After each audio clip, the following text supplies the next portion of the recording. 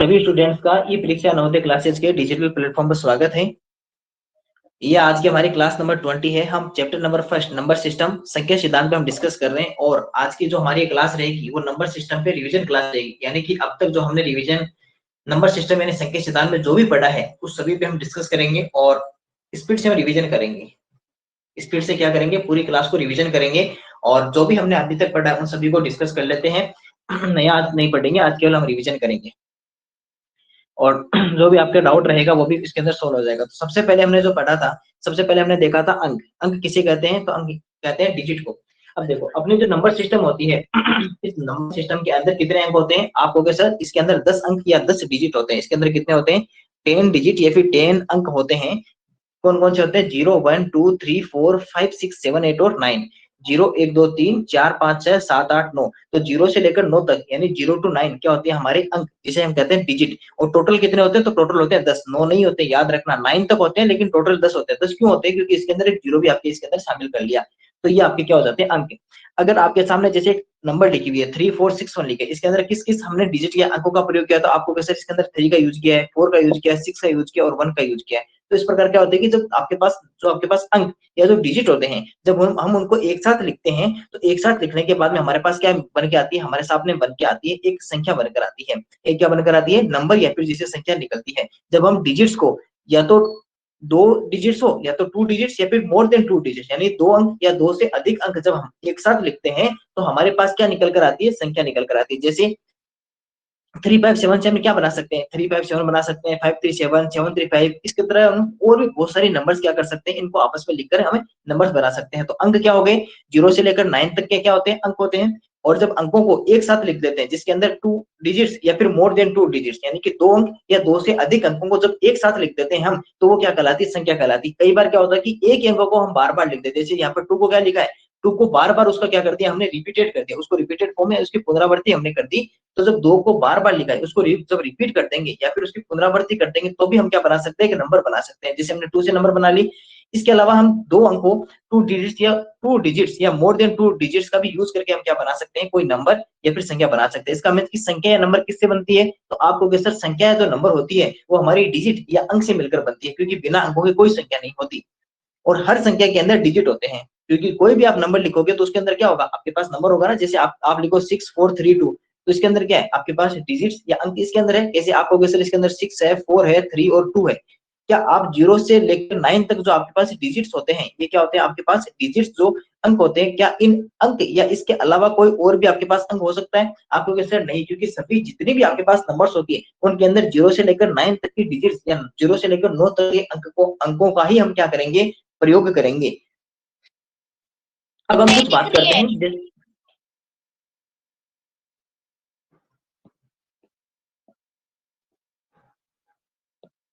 अभी दिखाई दे रही है? Yes sir. ठीक है।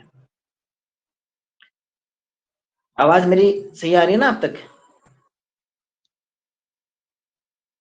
यस। ठीक है। एक हमारे पास नंबर है जिसका कहते हैं रियल वैल्यू, जिसे कहते हैं रियल वैल्यू। और रियल वैल्यू को हम क्या कहते हैं? फेस वैल्यू भी कहते हैं। तो रियल वैल्यू या जिसे फेस वैल्यू कहते हैं, जिसे वास्तविक मान, जातीय मान या अंकित मान जिसे कहते हैं। अब देखो रियल वैल्यू या फेस वैल्यू, नाम से भी स्पष्ट है कि रियल यानी कि जैसी है वैसी की वैसी, जैसा फेस उसका है वैसा का वैसा उसका फेस होगा। जैसे अगर इस बच्चे का अगर आपसे फेस पूछा जाए तो आप क्या कहोगे? सर ये जैसा दिख रहा है इसका ऐसा कैसा इसका फेस होगा। अगर आपको कहा जाए कि 4 का फेस कैसा होगा या 4 की वैल्यू कैसी होगी, आपको सर 4 का फेस तो 4 के जैसे होगा। 3 का फेस या 3 का फेस कैसा होगा? 3 के जैसा। 2 का फेस कैसा होगा? 2 के जैसा। और 6 का फेस कैसा होगा? 6 के जैसा। यानी कि वास्तविक मान जैसी वास्तविक है वैसी उसकी जातीय मान या अंकित मान, याद रखना, वास्तविक मान, जातीय मान, अंकित मान। या फिर इंग्लिश में कहे तो रियल वैल्यू फेस वैल्यू क्या होती है? जो आपके पास नंबर की होती है वो वैसी की वैसी आपके पास डिजिट जो होती है वो आपकी क्या कहलाती है? रियल वैल्यू या फेस वैल्यू कहलाती है, जिसे हम कहते हैं वास्तविक मान, जातीय मान या अंकित मान जिसे कहते हैं। जैसे आपके पास एक एग्जांपल लिखा हुआ 4326, इसके अंदर अगर 4 की रियल वैल्यू या 4 का वास्तविक मान, 4 का जातीय मान, 4 का अंकित मान या 4 की फेस वैल्यू पूछे तो आप क्या कहोगे? सर इसकी 4 है। 3 की कितनी होगी? आप कहोगे सर 3 की 3। 2 की यानी 2 की कितनी होगी? तो आप कहोगे सर 2 ही होगा।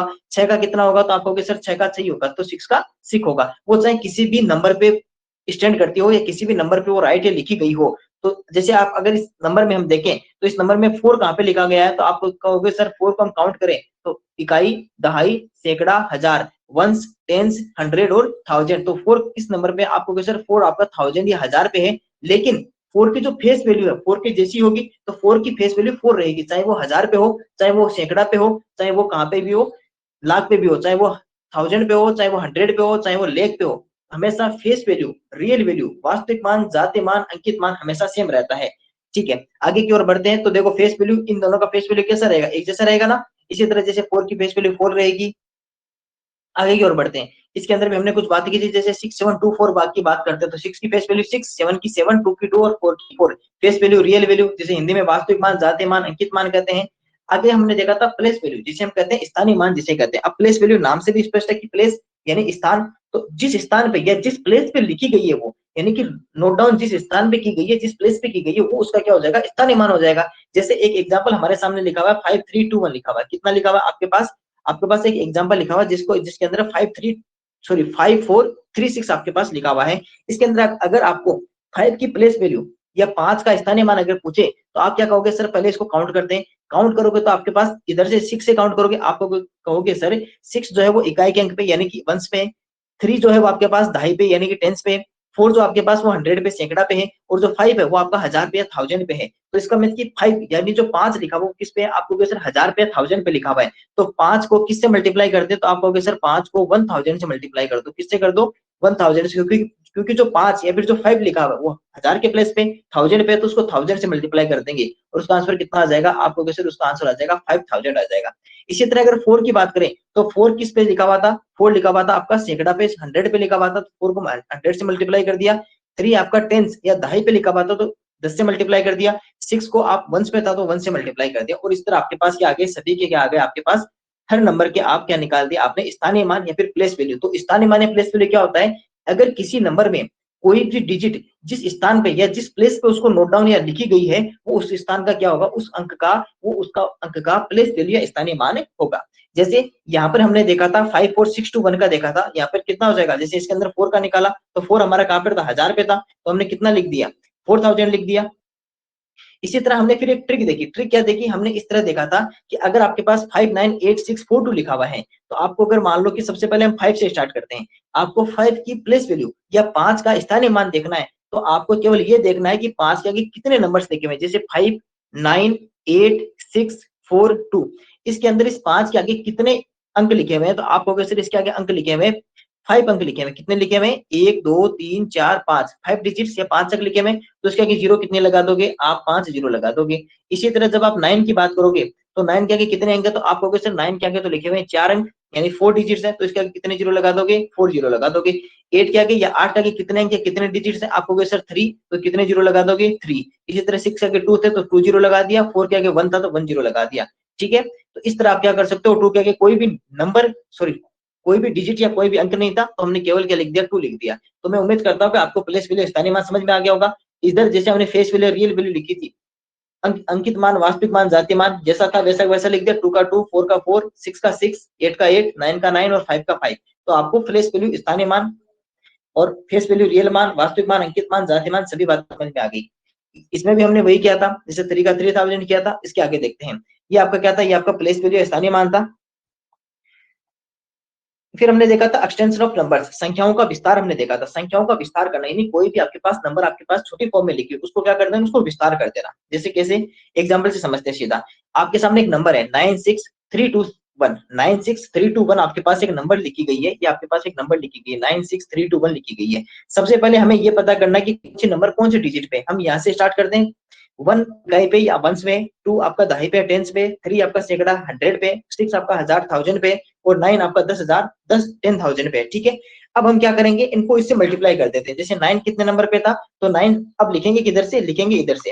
एक्सटेंशन किधर से करेंगे, हम लेफ्ट साइड से एक्सटेंशन करेंगे। तो सबसे पहले 9 लिखा, 9 को फिर क्या कर दिया, 9 को हमने क्या कर दिया, मल्टीप्लाई कर दिया। और कितने से कर दिया, 10,000 से। क्यों, क्योंकि जो 9 था वो हमारा 10,000 10,000 नंबर पे लिखा हुआ था, इसलिए उसको 10,000 10,000 से मल्टीप्लाई कर दिया। फिर हमने लगा दिया प्लस का साइन, लगा दिया। जब हमने उसके बाद में किसका साइन लगा दिया, फिर हमने लगा दिया यहाँ पर प्लस का साइन लगा दिया। ठीक, उसके बाद में लिखा 6 और 6 किस नंबर पे था आपका 1000 या 1000 पे था, तो हमने किससे मल्टीप्लाई कर दिया 1000 से मल्टीप्लाई कर दिया।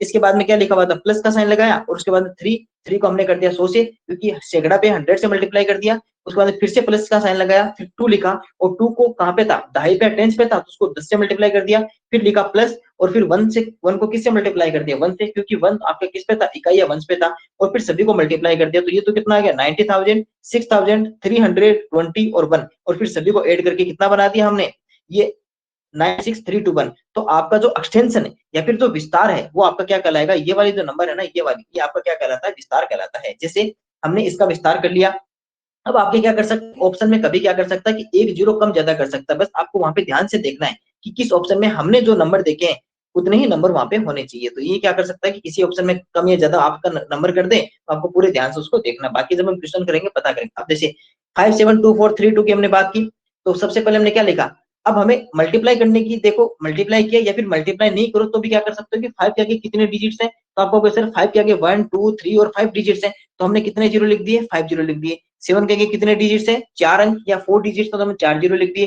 2 के आगे कितने डिजिट्स है अंक है, आप कहोगे सर 3, तो 3 जीरो लिख दिए। 4 के आगे कितने डिजिट्स है अंक है, तो आप कहोगे सर 2 या 2 है, तो हमने 2 जीरो लिख दिए। इसी तरह 3 के आगे 1 जीरो लिख दिया और 2 के आगे कोई जीरो नहीं लिखा, क्योंकि 2 के आगे कोई भी अंक या कोई भी डिजिट नहीं है।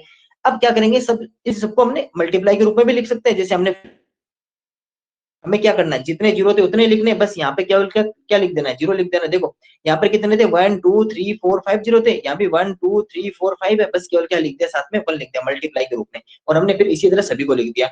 अब हम 10 की पावर में देख लेते हैं। देखो 10 की घात क्या होती है, अगर आपको कहा जाए कि 10 की पावर 2 है, तो 10 की पावर 2 होने का मींस क्या है कि 10 को 2 टाइम्स मल्टीप्लाई किया गया, 10 को क्या किया गया 2 टाइम्स मल्टीप्लाई किया गया, और अगर 10 को 2 टाइम्स मल्टीप्लाई करेंगे तो कितना आंसर आएगा 100। दूसरा ऐसे कह सकते हैं कि अगर 10 की पावर 2 है तो 1 के आगे कितने जीरो आएंगे, आपको सर 1 के आगे जीरो आएंगे डबल, 1 के आगे कितने जीरो आएंगे 1 के आगे 2 जीरोस आ जाएंगे, क्योंकि 10 की पावर 2 है। इसी तरह अगर 10 की पावर 4 होगी तो 10 को कितने टाइम्स मल्टीप्लाई करेंगे 4 टाइम्स, वो 10 के आगे जीरो कितने आएंगे, तो आपको सर 10 के आगे 4 जीरो आ जाएंगे, क्योंकि आपके पास 4 जी ऊपर कितनी पावर है 4, तो 4 जीरो कितने आ जाएंगे 4 आ जाएंगे। इसी तरह अगर 10 की पावर 7 है तो 10 के आगे 1 के आगे कितने जीरो आएंगे 7 आ जाएंगे, यानी कि 7 जीरो आ जाएंगे। 10 की पावर अगर 6 या 6 है, 10 की पावर या 10 की घात, तो इसके आगे कितने जीरो आ जाएंगे, आपको क्वेश्चन इसके आगे 6 जीरो आ जाएंगे। इसी तरह अगर 10 की घात या 10 की पावर 3 है तो आपके पास कितने जीरो आ जाएंगे, आपको क्वेश्चन 3 जीरो आ जाएंगे। बस यही हमने कर दिया। अब देखो हमने देखा 5 के आगे कितने जीरो थे, आपको सर 5 के आगे 5 जीरो थे, तो हमने क्या कर दिया 10 की पावर 5 कर दिया। इसी तरह 7 के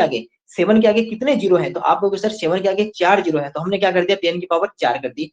इसी तरह हमने कहा कि 2 के आगे कितने जीरो है, तो आपको सर 2 के आगे 3 जीरो हो रहा है आपके पास, तो हमने क्या कर दिया 2 मल्टीप्लाई 10 की पावर 3 कर दी। इसी तरह अगर 4 की बात करें तो 4 के आगे कितने जीरो थे, आपको सर 4 के आगे 2 जीरो है, तो हमने 4 मल्टीप्लाई 10 की पावर 2 कर दी। इसी तरह 3 के आगे कितने जीरो है, तो आपको सर 3 के आगे केवल 1 जीरो है, तो हमने क्या कर दिया 10 की पावर 1 कर दी।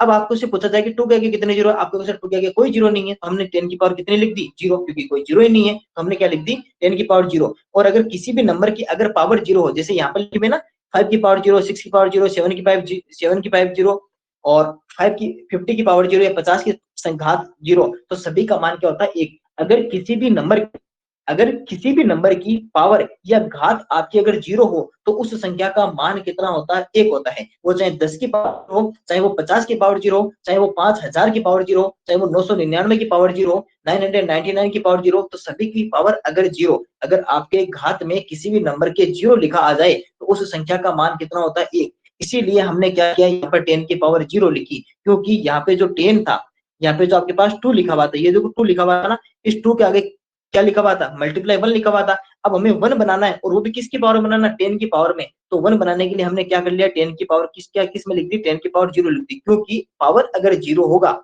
अगर घात 0 होगा तो आंसर कितना आ जाएगा 1 आ जाएगा, इसलिए हमने इसके अंदर 1 लिख दी। यहाँ पे हमने देखा कि देखो 10 की पावर अगर 1 जीरो है तो 10 की पावर 1 हो जाएगी, अगर केवल 1 लिखना है तो क्या लिखेंगे 10 की पावर 0 लिख देंगे। इसके अंदर 4 जीरो थे तो हमने 10 की पावर 4 लिख दी। यहाँ 5 की पावर 0 जीरो होने आंसर कितना आ जाएगा 1, यहाँ पे 10 की पावर 6 लिख दी। और अगर जैसे आपको मान लो कि इसको आपको 10 की पावर में लिखना था, सबसे पहले हमने क्या किया 6 मल्टीप्लाई ये आपने किस में लिख दिया इस जीरो में लिख दिया, और फिर हमने काउंट कर लिया 1 2 3 4 5 थे, तो हमने 6 मल्टीप्लाई 10 की पावर 5 यहाँ पर लिख दिया। इसी तरह 4 मल्टीप्लाई 10 की पावर 0, अब देखो आपके पास केवल 6 को अगर 10 की पावर में लिखना होता तो क्या करोगे, 6 के क्या कोई जीरो है, आपको सर कोई जीरो नहीं है, तो 6 को क्या कर देंगे, 6 मल्टीप्लाई 10 की पावर जीरो कर देंगे, क्योंकि जब इसको सोल्व करेंगे तो 6 मल्टीप्लाई 1 लिखा जाएगा, क्योंकि 10 की पावर जीरो का मान कितना होता है, 1 होता है ना वैल्यू, तो यहाँ पर कितना आ जाएगा, 6 आ जाएगा। अगर आपके पास 2 मल्टीप्लाई 1 लिखा हुआ है तो 1 लिखा हुआ है, इसका मीन्स भी क्या है, 10 की पावर जीरो है। अगर आपके पास 10 की पावर 2 लिखा हुआ तो आपके पास आंसर कितना हो जाएगा, 10 मल्टीप्लाई 10। 4 की पावर 3 लिखा हुआ तो आंसर कितना हो जाएगा, 4 मल्टीप्लाई 4 मल्टीप्लाई 4 हो जाएगा, ठीक है।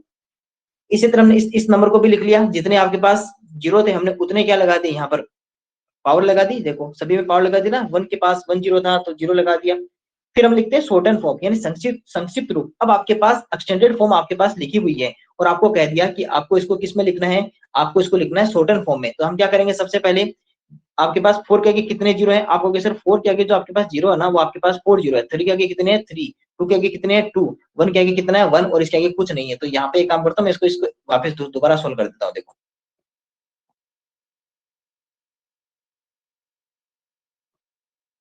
सबसे पहले हमने 4 लिखा, कितने जीरो थे 1 2 3 4, मैं यहाँ पे खाली छोड़ देता हूँ जीरो की जगह। फिर आप कहोगे सर इसके पास में कितने 3 जीरो, तो यहाँ पर 1 2 3 मैंने खाली छोड़ दिया और यहाँ पे 3 लिख दिया। 2 के बाद में कितने जीरो है, 2 जीरो और यहाँ पे 2 लिख दिया। 90 के पास 9 के पास कितने जीरो 1 और यहाँ पे 9 लिख दिया। 8 के पास क्या कोई जीरो है, नहीं है, और यहाँ पे इन सबको फिर क्या कर देंगे, ऐड कर देंगे, तो कितना आंसर आ जाएगा 8 9 2 3 और 4। ये आपकी क्या आ गई, इसकी शॉर्टन फॉर्म आ गई। तो शॉर्टन फॉर्म कितने आ गई, 4 3 2 9 और 8 इसकी शॉर्टन फॉर्म आ गई। आप सीधा भी लिख सकते हो नंबर, कब, जब अगर आपके पास ये कंटिन्यू चले, जैसे यहाँ पर 4 जीरो थे, फिर 3 जीरो, फिर 2 और फिर 1 और फिर कुछ नहीं, अगर यही आपके पास कंटिन्यू क्रम चले तो आप सीधा इसको नंबर भी लिख सकते हो। जैसे हमने यहाँ पर अगर 10 की पावर में लिखी हो तो सबसे पहले लिखा हुआ था 10 की पावर 6, तो हमने क्या किया, सबसे पहले 6 लाइन देखो इसके अंदर अगर आपके पास, इसको एक करते हैं, इसको सोल्व कर लेते हैं। देखो अगर किसी को स्क्रीन दिखाई नहीं दे, आवाज सही नहीं आए तो बता देना। राधिका अपना माइक ऑन करके मुझे बताना कि आपको आवाज और स्क्रीन दोनों सही आ रही है, आवाज मेरी पहुंच रही है सही तरीके से? Yes sir. और स्क्रीन भी सही दिखाई दे रही है? Yes sir. ठीक है। देखो सबसे पहले हम क्या करेंगे कि 5 की पावर कितनी है, 5 मल्टीप्लाई 10 की पावर 6 है, तो हम क्या करेंगे, सबसे पहले 5 लिखेंगे। सबसे पहले क्या लिखेंगे, यहाँ पे लिख देते हैं 5, और 5 के बाद में कितनी स्पेस छोड़ देंगे, क्योंकि देखो 10 की पावर 6 होने का मीन्स क्या है कि यहाँ पर कितने जीरो थे, आपको सर इसके आगे जीरो थे, 6 जीरो थे, ठीक है। यहाँ क्या करेंगे, 6 हम स्थान खाली छोड़ देंगे, 1 2 3 4 5 और 6, ठीक है। फिर 4 की पावर कितनी है, 5 है, तो यहाँ से काउंट करो 1 2 3 4 और 5, यहाँ पर आ जाएगा 4। फिर कितनी है, 10 की पावर 4, 1 2 3 4 और फिर कितना आ जाएगा 9। फिर कितना है 10 की पावर 3, तो 1 2 3 और यहाँ पर कितना आ जाएगा 7। फिर 10 की पावर 2 और यहाँ पर 5 आ जाएगा। फिर 10 की पावर 1, यहाँ पर 4 आ जाएगा। फिर क्या है 10 की पावर 0, यानी कि कोई 10 जीरो ही नहीं है, तो इन सबको क्या कर देंगे, उसके बाद में प्लस कर देंगे। अब जब प्लस करेंगे तो आंसर आप सभी को पता ही हो गया होगा कि इधर से 2 आएगा, फिर इसका कितना आ जाएगा 4, फिर 5, फिर 7, फिर 9, फिर 4 और उसके बाद में कितना आ जाएगा 5। तो 5 4 9 7 5 4 2, यही तो आंसर आएगा ना इसका। तो इस तरह आप क्या कर सकते हो, इसको वापस जब आपके पास एक्सटेंडेड फॉर्म दी हो, यानी विस्तारित रूप दी हो, तो उसको जब वापस आपको एक नंबर बनानी हो तो आप क्या कर सकते हो, इस तरह से आप यूज कर सकते हो। जब आपको 10 की पावर में दे रखा हो या फिर केवल बिना 10 की पावर में जीरो में दे रखा हो, दोनों बातें सीख ली।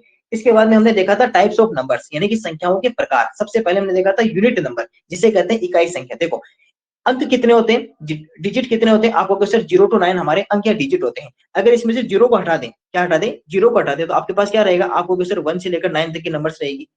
अब क्या 1 से लेकर 9 तक के नंबर्स को आप अंक या डिजिट कर सकते हो? आप कहोगे सर कभी नहीं कर सकते, क्योंकि अंक या डिजिट के लिए हमारे पास जीरो भी होना जरूरी है, तो इन्हें आप अंक या डिजिट के ग्रुप में नहीं ले जा सकते। तो फिर हम इन्हें किस ग्रुप में या किस समूह में लेके जाएं? तो आप कहोगे सर इन सभी को आप इकाई के अंक, इकाई संख्या या फिर यूनिट नंबर के अंदर लिख दो। तो यानी कि यूनिट नंबर इकाई संख्या कौन सी होती है, 1 2 3 4 5 6 7 8 और 9, यानी 1 से लेकर 9 तक की जो संख्या होती है जिसमें जीरो नहीं आना चाहिए। अगर जीरो आ गया तो वो फिर किस ग्रुप का या किस समूह का हो जाएगा, वो आपका अंक या फिर डिजिट का ग्रुप का हो जाएगा। लेकिन अगर आपको इकाई संख्या या फिर यूनिट नंबर आपको लिखनी हो तो आप क्या लिखोगे, 1 से लेकर 9 तक की संख्याओं को यूनिट नंबर या इकाई संख्या के अंदर लिख लोगे।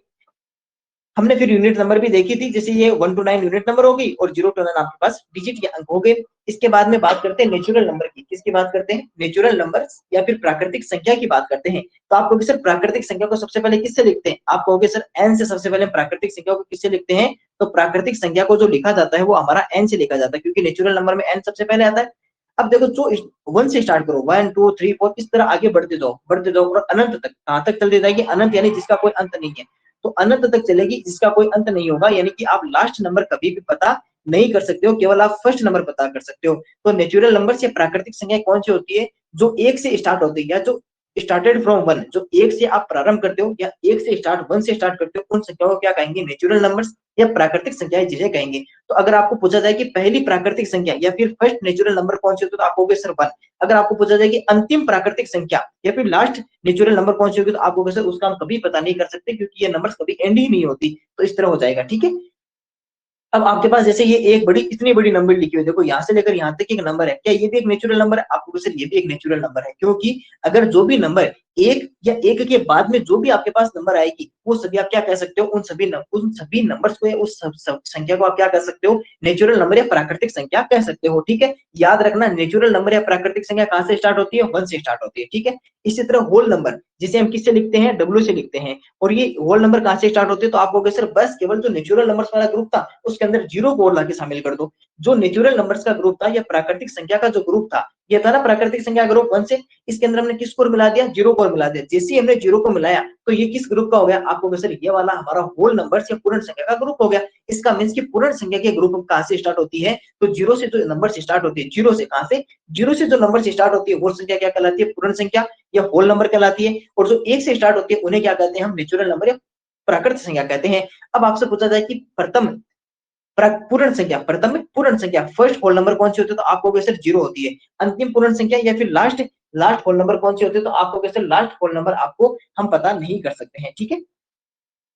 ठीक है, ये अब अगर यहाँ पे क्या देखा हमने कि जो होल नंबर का ग्रुप होता है, अगर आपको होल नंबर का ग्रुप होगा तो उसको हम ये भी तो कह सकते हैं कि प्राकृतिक संख्या या नेचुरल नंबर के ग्रुप में अगर आपने जीरो को भी शामिल कर दिया, किसको भी शामिल कर दिया? जीरो को भी शामिल कर दिया, तो वो संख्या क्या बन गई? पूर्ण पूर्ण संख्या का ग्रुप या फिर होल नंबर का ग्रुप बन गया। ये बात समझ गए कि नेचुरल नंबर के ग्रुप में अगर आपने जीरो को भी शामिल कर दिया तो क्या बन गया? वो किस का ग्रुप बन गया? आपको सर वो होल नंबर का या पूर्ण संख्या का ग्रुप बन गया, ठीक है। इसके बाद में ये प्राकृतिक संख्या ग्रुप था। देखो ऊपर आपके पास किसका लिखा हुआ है? ऊपर आपके पास जो लिखा हुआ है वो आपके पास प्राकृतिक संख्या का ग्रुप लिखा हुआ ना, प्राकृतिक संख्या का ग्रुप 1 2 3 4। इसमें फिर हमने किसको शामिल कर दिया? हमने यहाँ पर कर दिया जीरो को शामिल कर दिया, और जीरो को जिससे शामिल किया तो ये आपका पूर्ण संख्या का ग्रुप या फिर होल नंबर का ग्रुप बन गया। यहाँ पे जैसे लिखा हुआ है कि पूर्ण संख्या बराबर क्या हो गया? जीरो प्लस नेचुरल नंबर है प्राकृतिक संख्या। प्राकृतिक संख्या नेचुरल नंबर में अगर जीरो भी साथ में मिला दें इसके अंदर, देखो तो क्या बन गया आपके पास? पूर्ण संख्या या होल नंबर बन गया। तो उम्मीद करता हूँ ये यहाँ तक की बात आपको पूरी समझ में आ गई। फिर हमने देखा था पूर्णांक, जिसे कहते हैं इंटीजर्स कहते हैं। देखो रिवीजन, आज हमें रिवीजन करना है, इसलिए थोड़ा सा क्या जल्दी चल रहे हैं, ठीक है ना, क्योंकि हमने ये सारा पढ़ा हुआ है, बहुत आसान बहुत आराम से पढ़ा हुआ है। तो हम क्या करेंगे, आज जितना भी पढ़ा हुआ है उन सभी को हम रिवाइज कर रहे हैं, सभी टॉपिक्स को, इसलिए फटाफट क्या करेंगे? रिवीजन करेंगे, क्योंकि समझे हुए हम पहले हमने इसको बहुत आराम से धीरे धीरे समझा है। हमने 9 क्लासों में जो समझा था उसको हम आज एक पूरी एक क्लास के अंदर पूरा पढ़ रहे हैं, ठीक है। आगे बढ़ते हैं। भूमि अपना माइक ऑन करना एक बार।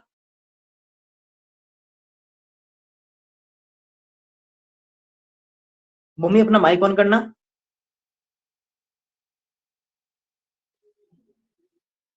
भूमि अपना माइक ऑन करना।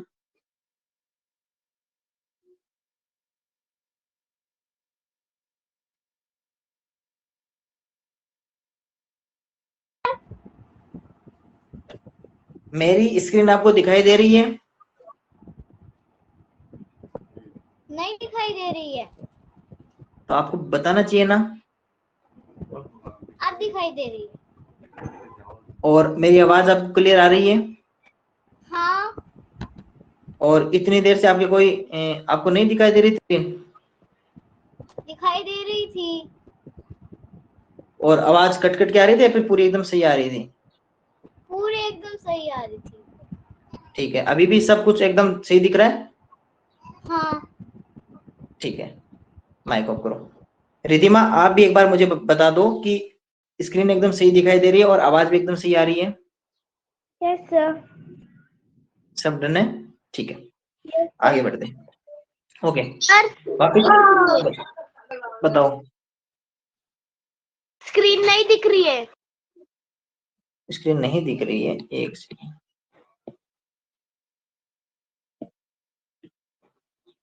अभी अगर किसी भी स्टूडेंट को स्क्रीन नहीं दिखाई दे रही है या आवाज नहीं पहुंच रही है तो मेरे को बता सकता है। अभी दिखाई दे रही है? Yes sir. ठीक है, किसी स्टूडेंट को और अभी आ रही है बात तो मेरे को बता दो, फिर मैं आगे चलता हूँ। सर काला काला दिख रहा है। काला काला दिख रहा है? अभी अभी सही हो गया? Yes sir. अभी अभी अभी एकदम सही हो गया वापिस? No sir. अभी भी काला काला आ रहा है? नो सर, अब आ रहा है। अब तो मैं बंद ही कर दी स्क्रीन। अब देखो, बताओ। सर आ रहा है। ठीक है, अब देखो, फिर हमने जो हमारा अगला टॉपिक देखा था वो देखा था हमने पूर्णांक, जिसे हम कहते हैं इंटीजर्स कहते हैं। अब देखो, पूर्णांक या इंटीजर्स क्या होते हैं? पूर्णांक इंटीजर्स जिसे हम आई से लिखते हैं, और सबसे पहले इससे जानने से पहले हम देखेंगे पॉजिटिव इंटीजर्स या पॉजिटिव नंबर्स, जिन्हें हम कहते हैं धनात्मक संख्या कहते हैं, जिन्हें हम प्लस वी से लिखते हैं। आई प्लस से जिन्हें लिखेंगे या आई प्लस से लिखेंगे, वो सभी नंबर्स जिनके आगे आपके पास प्लस का साइन हो या फिर जिनके आगे आपके पास कोई भी साइन नहीं हो, क्योंकि हम जो रोज हम नंबर्स लिखते हैं उसके आगे कोई साइन नहीं लगाते ना, केवल क्या लिखते हैं 1 2 3 4 5 लिखते हैं। तो ऐसे नंबर्स या फिर जिनके आगे प्लस का साइन लिखा हो, वो सभी नंबर्स क्या कहलाती है? आपकी धनात्मक संख्या या पॉजिटिव नंबर्स कहलाती है। उम्मीद करता हूं आप समझ गए होंगे। फिर नेगेटिव नंबर्स जिन्हें हम ऋणात्मक संख्या कहते हैं, जिन्हें हम माइनस बी से लिखते हैं, आई माइनस से जिन्हें लिखा जाता है। और वो सभी नंबर्स जिनके आगे माइनस का साइन लगा हो, किसका साइन लगा होता है? माइनस का जिनके आगे साइन लगा होता है, वो सभी नंबर्स क्या कहलाती है? आपकी ऋणात्मक संख्या या नेगेटिव नंबर्स कहलाती है। अब बात करते हैं इंटीजर्स या पूर्णांक क्या होते हैं। तो इंटीजर्स या पूर्णांक वो सभी नंबर्स होते हैं। आप सभी को इस बॉक्स को देखना है, इस बॉक्स को ध्यान रखना। इस बॉक्स में आपको क्या क्या दिखाई देगा? आपको सर इस बॉक्स में हमें जीरो दिखाई दे रहा है, पॉजिटिव नंबर्स यहाँ पर दिखाई दे रही है, और नेगेटिव नंबर्स यानी ऋणात्मक संख्या। तो जीरो दिखाई दे रहा है, इसके अलावा धनात्मक संख्या दिखाई दी, और इसके अलावा ऋणात्मक संख्या दिखाई दी, यानी कि पॉजिटिव नंबर्स जीरो और नेगेटिव नंबर्स, धनात्मक संख्या, ऋणात्मक संख्या और जीरो। जब ये सभी नंबर्स आप एक साथ लिख देते हो, जैसे इस ग्रुप को देखो, तो अगर आप जीरो को, धनात्मक संख्याओं को और ऋणात्मक संख्याओं को, तीनों को अगर साथ में लिख देते हो, तो वो आपके पास क्या बन जाता है? एक पूर्णांक या इंटीजर बन जाता है। दूसरी बात ध्यान रखना, जीरो सबसे बीच में रहेगा, मिडिल में जीरो रहेगा। जीरो के अगर आप राइट साइड देखोगे तो आपको क्या दिखाई देगा? आपको कैसे इस समय हमें पॉजिटिव नंबर्स या फिर हमें धनात्मक संख्या दिखाएगी। अगर आप जीरो के लेफ्ट साइड आप देखते हो तो आपको क्या दिखाई देती है? तो आपको कैसे इस समय हमें ऋणात्मक संख्या या फिर नेगेटिव नंबर्स दिखाई देती है। तो ये बात याद रखना है, जीरो के किस तरफ आपके पास ऋणात्मक या नेगेटिव नंबर्स आएगी? आपको कैसे लेफ्ट साइड में। जीरो के किस तरफ धनात्मक संख्या या फिर पॉजिटिव नंबर्स आएगी? आपको कैसे राइट साइड में आपकी आएगी। ठीक है, आगे की ओर बढ़ते हैं। तो पॉजिटिव नंबर्स, नेगेटिव नंबर्स हो गई, और आई। अब देखो, आपके पास अगर ये आपके पास जीरो लिखा हुआ है, तो अगर आप मुझे बताओ कि अगर आप राइट साइड जाओगे, अगर आप राइट साइड बढ़ते हो, तो राइट साइड बढ़ोगे तो क्या वैल्यू बढ़ेगी या घटेगी? आपको जैसे जैसे हम राइट साइड जाएंगे, वैसे वैसे जो नंबर्स होगी वो आपकी इंक्रीज होती जाएगी, इंक्रीज होती जाएगी ना। जैसे आप अगर 1 पे हो और 1 से अगर आप राइट साइड गए तो कहां पे चले गए? 2 पे। तो नंबर में इंक्रीजिंग हुआ है डिक्रीजिंग? आपको से नंबर में इंक्रीजिंग हुआ। इसका मींस कि अगर आपके पास, अगर आप लेफ्ट साइड जाते हो, किधर जाते हो? आप लेफ्ट साइड जाते हो। देखो इसके अंदर देख लेते हैं, यहाँ को इसको इरेज कर देते हैं और इसको वापस देख लेते हैं। ठीक है, थोड़ा सा देखना।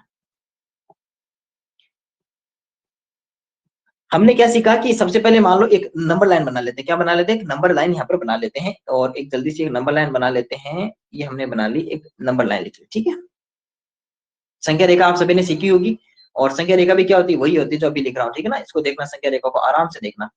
सबसे पहले आपके बीच में लिखा हुआ है जीरो। ठीक है, आपको सर राइट साइड क्या आएगी? आपको सर राइट साइड आप फटाफट से लिख दो, पॉजिटिव नंबर्स लिख दो। क्या पॉजिटिव नंबर्स के आगे प्लस लगाना जरूरी होता है? कुछ प्लस लगा भी सकते हो और प्लस नहीं भी लगा सकते हो, दोनों आपके पास क्या हो जाएगी? आपके पास पॉजिटिव नंबर्स हो जाएगी। अगर आप इसके लेफ्ट साइड क्या लिखोगे? आपको सर इस तरह हमें ऋणात्मक संख्या या फिर नेगेटिव नंबर्स यहाँ पर लिखनी होती है। तो मैंने यहाँ पर नेगेटिव नंबर्स यहाँ पर लिख दी। ठीक है, यहाँ पर मैंने क्या लिख दिया? नेगेटिव नंबर्स लिख दिया। ठीक है, ये मैंने लिख दिया नेगेटिव नंबर्स। अब अगर हमें जीरो से जीरो छोड़ो, अगर हमें राइट साइड जाना है, किधर जाना है? राइट साइड जाना है। ठीक है, राइट साइड चले। जब राइट साइड जाएंगे, मान लो कि आप 2 पे स्टैंड करते हो और आपको 2 से राइट साइड जाना है 6 पे, आपको 6 पे जाना। तो अगर आपको 2 से 6 पे जाना है तो आप किस तरफ गए? तो आप कहोगे सर हम गए इधर राइट साइड गए। किधर गए? Right side. और अगर आप 2 से 6 पे गए तो नंबर में इंक्रीजिंग हुआ या डिक्रीजिंग, यानी नंबर बढ़ी या फिर घटी? तो आप कहोगे सर इधर तो जाते ही नंबर में क्या हो गई? नंबर में बढ़ोतरी हो गई। नंबर में बढ़ोतरी है, नंबर इंक्रीजिंग हो गई ना। ठीक है, अब आपसे दूसरा पूछा जाए कि आप बताओ कि आप 4 पे स्टैंड कर रहे हो, आप कहां पे स्टैंड कर रहे हो? 4 पे खड़े हो, और आपको 1 पे जाना है। किस पे जाना है? 1 पे। तो आपको भी सर हमें अगर 1 पे जाना है तो हम जाएंगे इस तरफ, और इस तरफ का मतलब क्या हो गया? आप जाओगे लेफ्ट साइड, और लेफ्ट साइड जाने पर आपके पास क्या हुआ? नंबर में डिक्रीजिंग है, इंक्रीजिंग, तो आपको उससे नंबर में डिक्रीजिंग यानी नंबर में घटा हुआ, नंबर में कमी हो गई।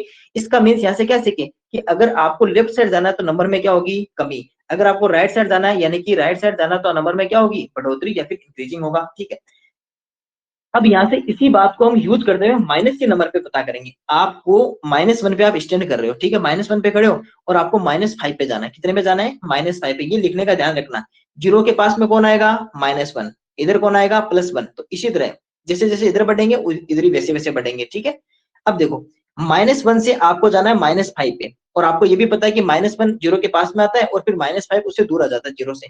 तो आप किस तरफ गए, तो आप कहोगे सर हम तो चले गए लेफ्ट साइड, और लेफ्ट साइड जाने पर हमने अभी भी क्या सीखा है कि नंबर में क्या होगी, डिक्रीजिंग। नंबर में क्या होगी, नंबर घटेगा ना। जब नंबर घटेगा इसका मीन्स क्या होगा कि -5 और -1 में बड़ा कौन सा हो गया।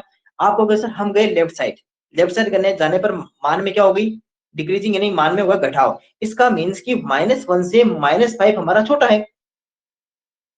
-5 क्या हो गया, आपका छोटा हो गया, तो बड़ा कौन हो गया, आपको क्वेश्चन -1। और बड़ा क्यों हो गया, क्योंकि -1 से -5 पे जाने के लिए हमें लेफ्ट साइड जाना पड़ा, और अगर हमें लेफ्ट साइड जाना होगा तो नंबर में हमेशा डिक्रीजिंग होगी, यानी कि नंबर में हमेशा क्या होगी, घटाव होगा। इस बात का ध्यान रखना।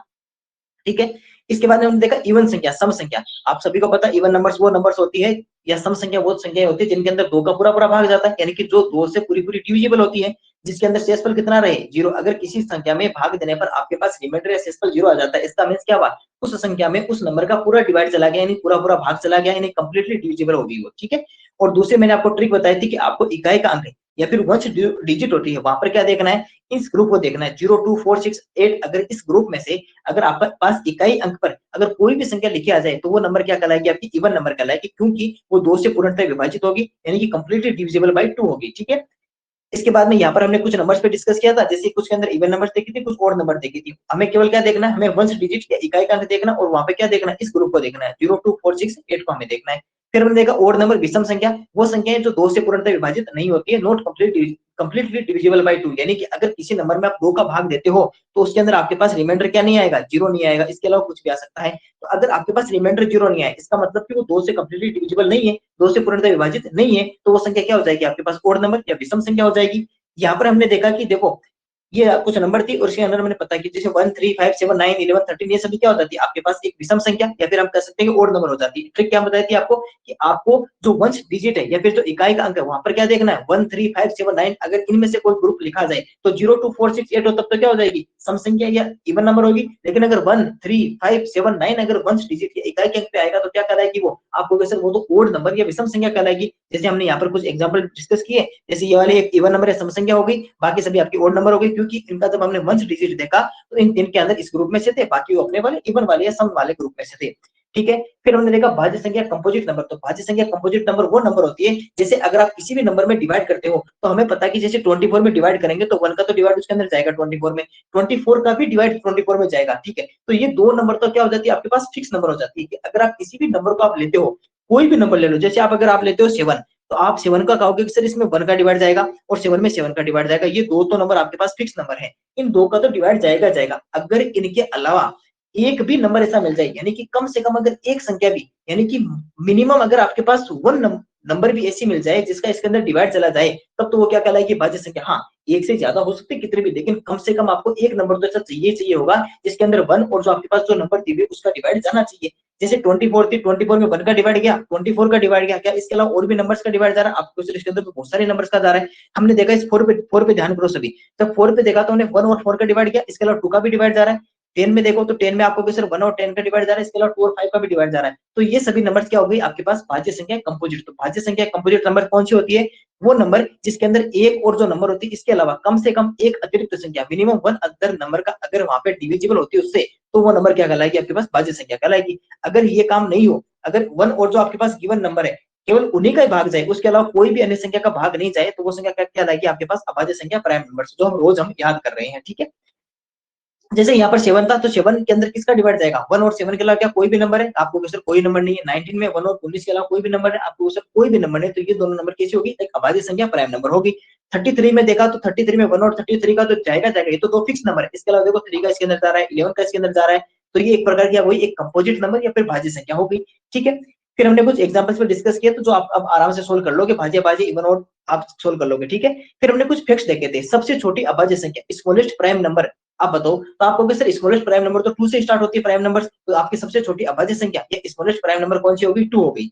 वह संख्या जो सम होके भी अभाज्य है, जो सम भी है और अभाज्य भी है, तो आप कहोगे सर केवल और केवल 2 ही एक ऐसी नंबर है जो सम होके भी अभाज्य, क्योंकि 2 क्या होती है? 2 एक इवन नंबर या सम संख्या होती है, और साथ में 2 एक प्राइम नंबर या अभाज्य संख्या भी होती है। तो 2 एक ऐसी नंबर है जो इवन भी है और प्राइम भी है, यानी कि सम भी है और अभाज्य भी है। दूसरा, 2 के अलावा कोई भी ऐसी सम संख्या या इवन नंबर नहीं है जो आपके पास क्या हो सकती है, जो प्राइम नंबर या अभाज्य हो सकती है। क्यों नहीं हो सकती? तो हमने उसके लिए कुछ रीजंस देखे थे। जैसे हमने रीजन देखा था कि अगर आप मान लो कि आपके पास लिखा हुआ है 4, आपके पास कितना लिखा हुआ है? जैसे 88 लिखा हुआ है, तो 88 आप क्या कहोगे? सर 88 के लास्ट में तो वंस डिजिट है वो आपका 8 है, इसका मतलब ये नंबर कैसी इवन नंबर है।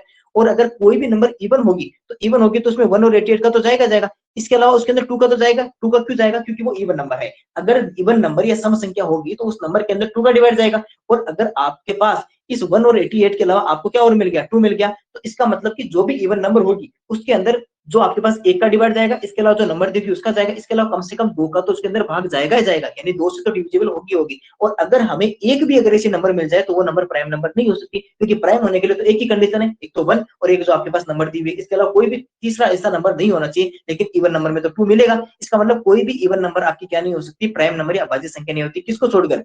2 को छोड़कर। 2 ही एक ऐसी प्राइम नंबर है जो इवन भी है और साथ में प्राइम भी है, सम भी है और अभाज्य भी है। ये बात याद रखना, तीनों पॉइंट। नेक्स्ट पॉइंट हमारा क्या था? नेक्स्ट पॉइंट जो था वो था स्मॉलेस्ट ओड प्राइम नंबर, यानी कि सबसे छोटी विषम अभाज्य, यानी कि विषम भी हो और अभाज्य भी हो, ओड भी हो और प्राइम भी हो और सबसे छोटी। तो आपको कैसे विषम संख्या तो 1 से स्टार्ट होती है, और 1 जो होता है ना 1, देखो पॉइंट नंबर 6 को देखो, 1 न तो भाज्य और नहीं अभाज्य, ना तो वो कंपोजिट है ना ही वो क्या है प्राइम नंबर है, इसलिए 1 तो हो नहीं सकता। 1 के बाद में कौन सी ओड नंबर आती है? आपको सर 1 के बाद में आती है 3।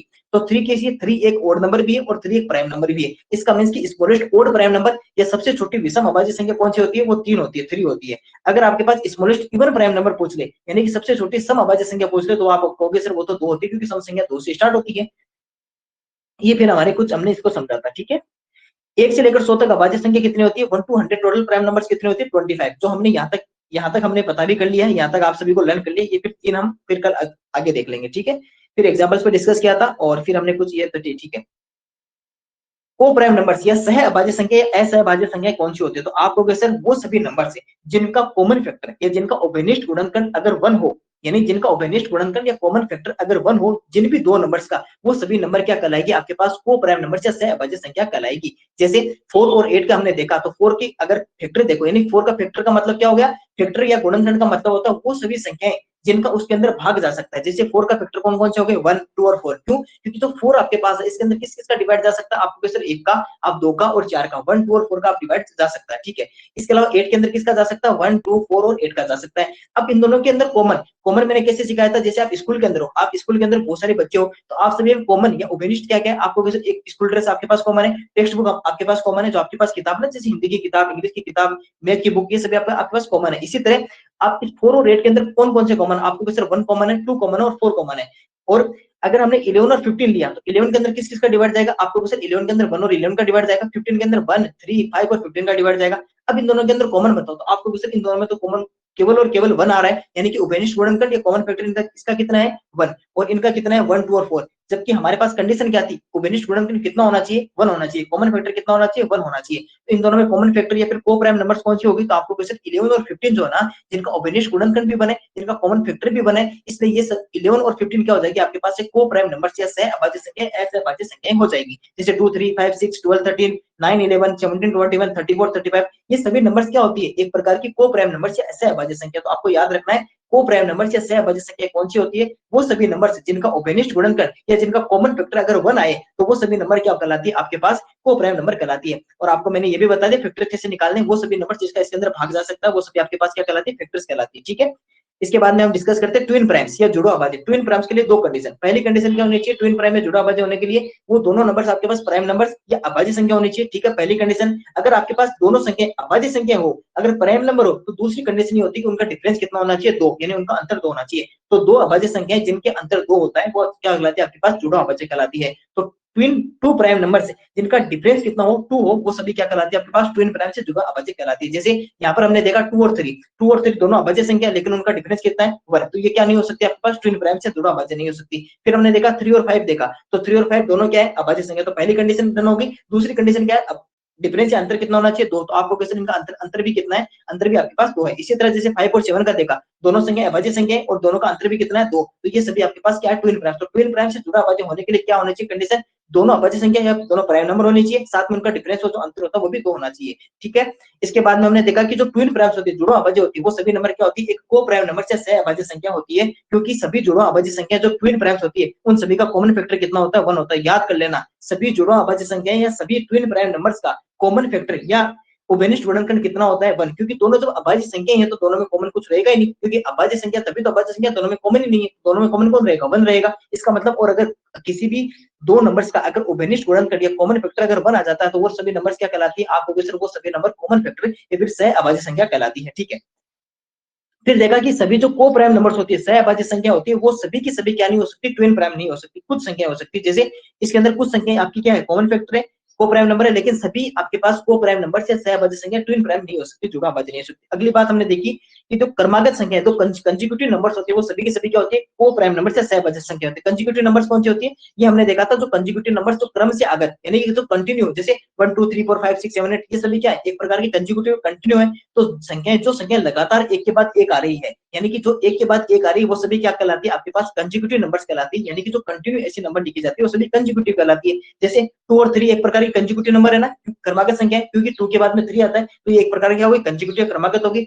जब इन दोनों में हमने कॉमन देखा तो कॉमन कितना है 1, अगर कॉमन 1 आया इसका मींस क्या हो गई, वो अगर किसी संख्या का कॉमन फैक्टर या उभयनिष्ठ गुणनखंड अगर 1 आता है तो वो संख्या क्या कहलाती है को प्राइम नंबर्स या सह अभाज्य संख्या कहलाती है। जैसे 4 और 5 एक प्रकार की क्रमागत संख्या कंसेक्यूटिव है, इसका भी कॉमन फैक्टर कितना 1, 11 और 12 क्या है तो एक प्रकार की।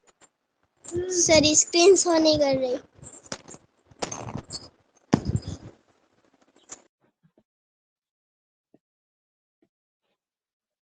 अभी दिखाई दे रही है, अभी दिखाई दे रही है यस सर। और आवाज भी सही आ रही है। Yes sir. ठीक है, क्या हुआ, ठीक है। अब देखो 11 और 12, अगर हम 11 और 12 की बात करें तो ये दोनों क्या नंबर है आपके, आप कहोगे सर ये दोनों कंसेक्यूटिव नंबर या क्रमागत संख्या है, और इन दोनों के अंदर कॉमन फैक्टर भी कितना है, आप कहोगे सर कॉमन फैक्टर भी 1 है, तो ये दोनों नंबर क्या हो सकती है एक को प्राइम नंबर या सह अभाज्य संख्या होती है।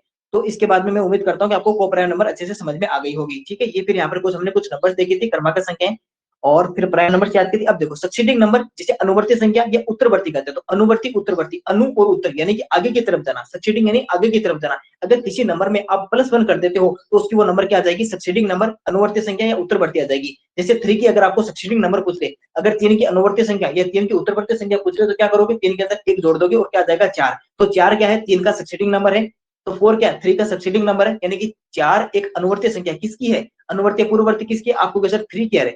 अगर आपको पूछे कि जो n+1 है ये n+1 किसका सक्सीडिंग नंबर या अनुवर्ती या उत्तरवर्ती है, तो आपको सर ये n का है जी, क्योंकि हमने यहाँ पर क्या मानी थी नंबर को n माना था ना, तो इसमें n+1 कर दिया। इसी तरह अगर आपको प्रीसीडिंग नंबर या पूर्ववर्ती संख्या पता करनी हो तो आप क्या कहोगे सर उसमें से -1 कर दो, क्या कर दो -1 कर दो। जैसे यहाँ पर n एक नंबर था तो n में से n-1 कर दिया, आपके पास 12 था तो 12 में से 1 माइनस करके कितना आ गया 11 आ गया। तो ये आप दोनों समझ गए होंगे, सक्सीडिंग यानी आगे की तरफ जाना, अनुवर्ती यानी आगे की तरफ जाना, उत्तरवर्ती यानी आगे की तरफ जाना, प्रीसीडिंग यानी कि पीछे की तरफ आना, -1 कर दो, पूर्ववर्ती यानी कि 1 माइनस कर दो। ठीक है, फिर आता है कंसेक्यूटिव नंबर जिन्हें हम कहते हैं क्रमागत संख्या कहते हैं, कंटिन्यू, जो आपके पास कंटिन्यू लिखी हो यानी कि जो लगातार लिखी हो ऐसे नंबर क्या कहलाते हैं आपके पास कंसेक्यूटिव नंबर या क्रमागत संख्या कहलाती है। ये आपके पास कंसेक्यूटिव होल नंबर भी हो सकती है, कंसेक्यूटिव क्रमागत, कंसेक्यूटिव इवन यानी क्रमागत सम भी हो सकती है, क्रमागत विषम भी हो सकती है। विषम होने का मतलब सभी संख्या क्रमागत विषम आएगी और एक के बाद एक आएगी, जैसे 53 55 57 59 61 53 55 57 59 61 ये आ रही है। अगर इसमें से मान लो इसको हटा दिया जाए, इसको अगर हटा दिया तो क्या ये कंटिन्यू हो सकती है, आपको सर कंटिन्यू नहीं हो सकती क्योंकि इसके अंदर 57 गायब है। इसी तरह क्या होना चाहिए कंटिन्यू होना चाहिए, जैसे कंसेक्यूटिव प्राइम भी हो सकती है, क्रमागत अभाज्य संख्या भी हो सकती है, क्योंकि कंटिन्यू सभी अभाज्य संख्या जो लिखी जाती है जैसे 11 13 17 19 23 29 ये सभी क्या एक क्रम से आने वाली प्राइम नंबर से, तो कंसेक्यूटिव प्राइम या क्रमागत अभाज्य संख्या हो जाएगी। इसी तरह कंसेक्यूटिव कंपोजिट यानी क्रमागत भाज्य संख्याओं का समूह हो सकता है। तो ये सभी जो लगातार है वो सभी क्या कहलाएगी कंसेक्यूटिव है, वो कंसेक्यूटिव इवन हो सकती है, कंसेक्यूटिव ओड हो सकती है, कंसेक्यूटिव प्राइम, कंसेक्यूटिव कंपोजिट, क्रमागत भाज्य, क्रमागत अभाज्य, क्रमागत सम, क्रमागत विषम, वो इस प्रकार हो सकती है। ठीक है, इसके बाद में हमने क्या देखा था, वर्ग संख्याएं जो स्क्वायर नंबर्स क्या होती है, वो सभी नंबर्स जिनका अगर हम स्क्वायर रूट करें, क्या करें, उसका स्क्वायर रूट करें तो उसका वापस से एक नंबर आ जाए। जैसे अगर आप 2 का स्क्वायर कितना होता है, तो 2 का स्क्वायर हमने अभी भी पढ़ा था, पावर अगर 2 हो तो वो संख्या 2 बार लिखी जाएगी, तो 2 को 2 बार लेकर मल्टीप्लाई करते तो आंसर कितना क्या 4।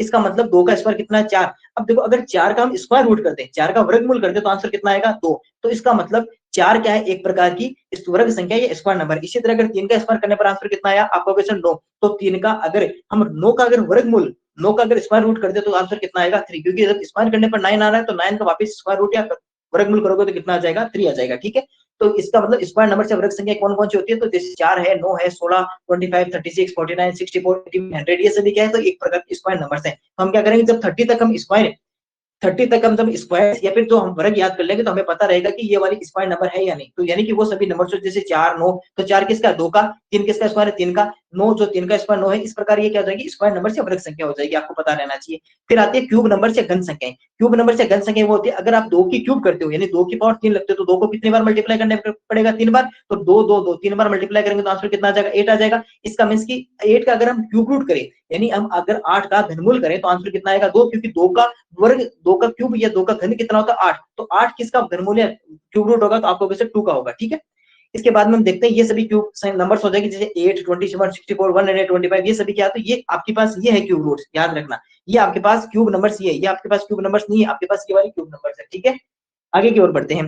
Greatest number of N digit, N अंक बड़ी से बड़ी संख्या, अधिकतम संख्या आपको लिखनी हो तो कैसे लिखोगे, किसी भी नंबर में उतनी बार 9 लिख दो।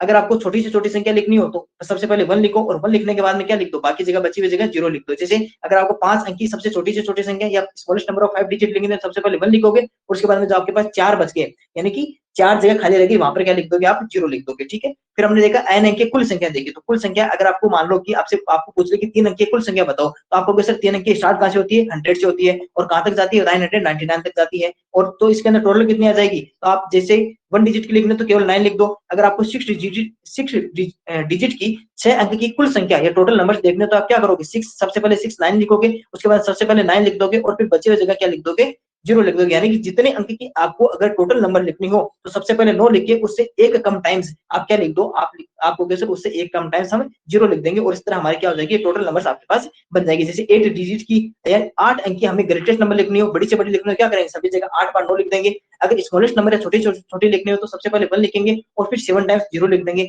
अगर 8 डिजिट की या 8 डिजिट की या 8 अंक की टोटल नंबर या कुल संख्या लिखनी हो तो सबसे पहले 9 लिखेंगे, उसके बाद में 7 टाइम्स क्या लिख देंगे हम 0 लिख देंगे। और फिर क्या कर देंगे हम प्राइम नंबर्स, तो अभाज्य संख्या 1 से लेकर 10 तक कौन सी होती है 2 3 5 7, 11 से लेकर 20 तक कौन सी होती है 11 13 17 19, उसके बाद 23 29 31 37 41 43 47 53 59। मैं उम्मीद करता हूं कि आपको 1 टू 100 1 टू 60 1 से लेकर 60 तक की सारी प्राइम नंबर से अभाज्य संख्या आपको पता होगी। और इस तरह हमने क्या देखा था कि 18 और 24 ये सभी क्या, ये इसके कॉमन फैक्टर में पता किया। देखो 18 के अंदर किस का डिवाइड जाएगा, आपको सर 1 2 3 6 9 और 18 का जाएगा। 24 में 1 2 3 4 6 8 12 24। अब इसमें अगर कॉमन फैक्टर या विनिष्ट गुणनखंड देखो तो आप क्या कहोगे, सर इसके अंदर 1 2 3 और 6 का विनिष्ट गुणनखंड क्या ये को प्राइम नंबर हो सकते हैं, आपको क्वेश्चन नहीं हो सकती, क्योंकि को प्राइम नंबर या सह अभाज्य संख्या होने के लिए कंडीशन ये है कि वो उसका कॉमन फैक्टर या विनिष्ट गुणनखंड कितना होना चाहिए, 1 होना चाहिए, तभी वो क्या हो सकती है कॉमन को प्राइम नंबर। ये आपकी को प्राइम नंबर नहीं है। Thank you. तो हमने आज पूरी पीछे की जितनी भी क्लासेस थी, पूरी जो नंबर सिस्टम पढ़ा था उसका आज हमने पूरा एक साथ रिवाइज कर लिया है। ठीक है, और अगर आपको अभी कोई बात पूछनी होगी तो अभी मैं 1 मिनट करता हूँ, सारी एक बार आपको दिखा देता हूँ। ठीक है, कोई ऐसी स्लाइड तो नहीं रहेगी जो हमारी रिवाइज नहीं हुई है। अब आपको क्या करना है कि इस क्लास को, कल आपका संडे है ना, कल आपकी क्लास नहीं होगी, केवल इसी क्लास को आपको देख लेना है। क्या करना है, केवल इसी क्लास को देख लेना है बिना भगाए, क्योंकि अगर आप 2 की स्पीड में देख लोगे तो आपको समझ में नहीं आएगा, क्योंकि मैं खुद इतना स्पीड से बोला हूँ कि आपको 2 की स्पीड का जरूरी नहीं है, ये 2 की स्पीड ही थी। ठीक है, तो सभी को कल संडे है, कल केवल इसी क्लास को वापस देखना, कल इस टाइम देख लेना। कल इस टाइम सभी फ्री रहोगे और कल स्कूल भी नहीं जाओगे तो आपको क्या करना है, इसको वापस देख लेना है, क्योंकि इस क्लास को अगर आप पूरे देख लोगे तो आपको नंबर सिस्टम में जो हमने अब तक पढ़ा है पूरा आज मैंने रिवाइज करा दिया एक ही क्लास के अंदर। ठीक है, टाइम तो लगा थोड़ा सा लेकिन हमने पूरा रिवाइज कर लिया। ठीक है, तो अगर अभी किसी भी स्टूडेंट को कुछ पूछना है तो अपना माइक ऑन करके एक माइक ऑन करके मेरे से पूछ सकता है। सबसे पहले मैं नाम, चलो मैं एक मिनट माइक ऑन मत करो, 1 मिनट में सबका नाम बोल देता हूँ। ठीक है, मैं नाम से पूछता हूँ, मैं जिनका नाम बोलूँ केवल वही अपना माइक ऑन करेंगे और फिर मुझे बताएंगे कि सर मेरे को ये वाली बात पूछनी है। थोड़ा सा क्या कि आज देखो सैटरडे था, लेट हो गया, थोड़ा सा मेरे साथ और रहो क्लास के अंदर, फिर हम क्लास लीव कर देंगे। पहले मैं क्लास को ऑफ कर देता हूँ, लीव नहीं करना है, मैं केवल अभी क्लास की रिकॉर्डिंग ऑफ करने के लिए कह रहा हूँ। उम्मीद करता हूँ आज की क्लास आप सभी को समझ में आई होगी और आपने इसे पूरे मन से समझा होगा। आपको इस क्लास को रिवीजन करना है और बताया हुआ वर्क पूरा करना है। धन्यवाद आप सभी स्टूडेंट्स का ई परीक्षा नवोदय क्लासेस में जुड़ने के लिए। मस्त रहिए, खुश रहिए। आपसे फिर मुलाकात करते हैं हमारी अगली क्लास के अंदर। Thank you. अब सबसे पहले माइक ऑन करेंगे राधिका, माइक ऑन करो। कर लिया सर। राधिका, चलो बताओ राधिका, आपने मैंने अभी तक जो पढ़ाया, आपके पास ऐसी कोई समय था जिसके अंदर आपको स्क्रीन दिखाई नहीं दी या फिर आवाज नहीं आ रही थी? सर एक बार नहीं आ रही थी। बाकी आपको सभी पूरी क्लास आराम से सुनाई देगी? Yes sir. सुनाई देगी तो मैं आपको सब कुछ समझ में आ गया होगा। पीछे का सारा रिवाइज हुआ है नहीं हुआ आपका? सर हो गया। और आपको कल ये क्लास वापस पढ़ के आनी है, ठीक है ना? Okay sir. ऐसा नहीं होगा कल आप पढ़ो नहीं, ठीक है? दक्ष अपना माइक ऑन करो, दक्ष अपना माइक ऑन करो। कर लिया। क्लास पूरी देख ली? क्या क्लास पूरी देखी आपने?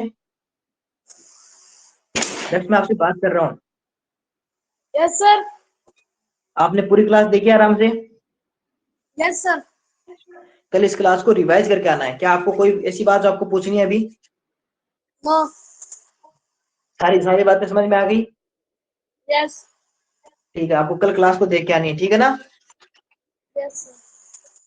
ठीक है, भूमि अपना माइक ऑन करो। भूमि अपना माइक ऑन करो।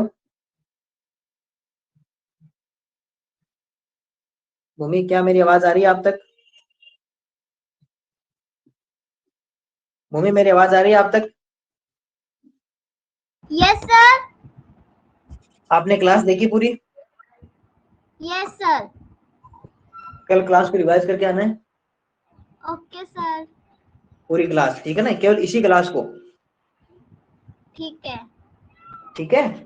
चलो रिधिमा अपना माइक ऑन करो। Yes sir. कोई ऐसी बात जो आपको पूछनी हो? No sir. कल क्लास को पूरी रिवाइज करके आना है, यस सर। बोल नहीं जाना। Yes sir. ठीक है, प्रिंस अपना माइक ऑन करो। प्रिंस अपना माइक ऑन करो। कोई बात नहीं। जानवी अपना माइक ऑन करो।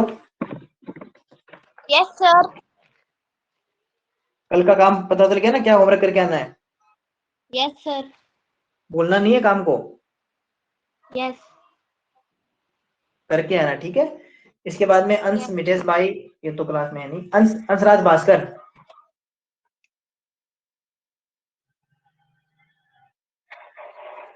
अंशराज भास्कर, मैंने जिन स्टूडेंट्स को अब अगर पूछना नहीं है वो लीव कर सकते हैं, ठीक है? लेकिन कल सभी को काम करके आना है, ठीक है? अगर जिनको स्टूडेंट्स को कोई बात नहीं पूछनी है तो क्लास को लीव कर सकता है, लेकिन कल सभी को काम करके आना है पूरा वर्क। और जो हमने बताया है आज आपको, वो सारी चीजें कल